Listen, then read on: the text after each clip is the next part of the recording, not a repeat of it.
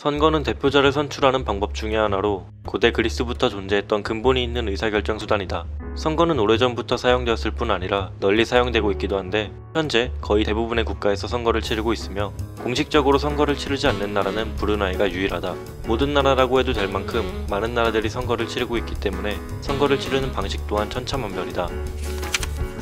보통은 특정 연령 이상의 모든 사람에게 투표권이 부여된 경우가 대부분이고 우리나라도 만 18세 이상이라면 투표가 가능하지만 브라질, 쿠웨이트, 도미니카 공화국, 과테말라, 오만, 튀니지 등 일부 공직자에게 투표권이 없는 나라들도 있고 사우디아라비아, 이집트, 이라크, 리비아, 예멘 등 재산이나 학력, 출신지, 종교 등 특정 조건을 충족시키는 사람에게만 투표권을 부여하는 나라들도 있다. 이 경우 조건을 얼마나 충족시켰느냐에 따라 투표할 수 있는 표의 수가 달라지기 때문에 유권자마다 갖고 있는 투표권의 가치가 다르다. 의무적으로 투표를 해야 하는 의무투표제를 시행하는 나라들도 적지 않다. 호주, 아르헨티나, 벨기에, 싱가포르, 페루, 그리스, 룩셈부르크, 콩고, 볼리비아 등 30개가 넘는 나라가 의무투표제를 시행하고 있다. 보통은 강제성이 없거나 가벼운 벌금을 부과하는 데 비해 벨기에와 싱가포르는 투표권이 박탈되기도 하고 특히 벨기에는 공공기관의 취업까지 제한된다.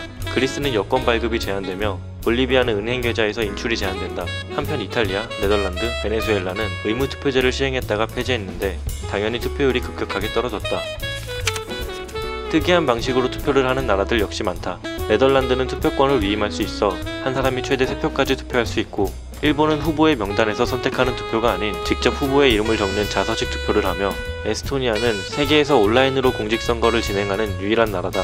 우리나라 선거의 특이한 점은 유일하게 한국과 일본만이 선거 연령이 성인 연령보다 낮다는 점이다.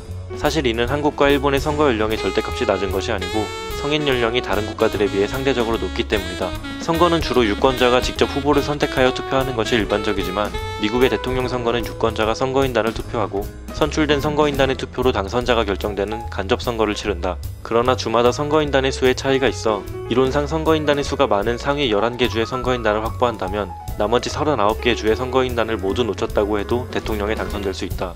그래서 득표율은 더 높지만 선거인단 확보수가 적어 당선되지 못한 경우도 있으며 미국 대통령 선거 때는 이런 위험을 덜기 위해 확실하게 확보할 수 있는 주의 선거인단을 소홀히 하고 중도적 성향이 강한 경합주에서 열을 올린다.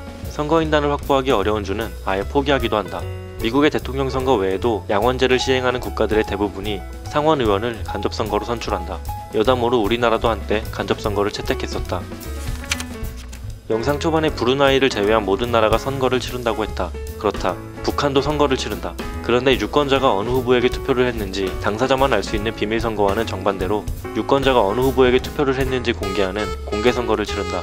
유권자들의 자유로운 의사의 표시가 사실상 불가능하고 선거의 공정성은 없는 것과 마찬가지다. 소련, 동독, 유고연합, 소말리아, 에티오피아, 캄보디아 등의 나라에서 이 공개선거 방식을 시행했었다.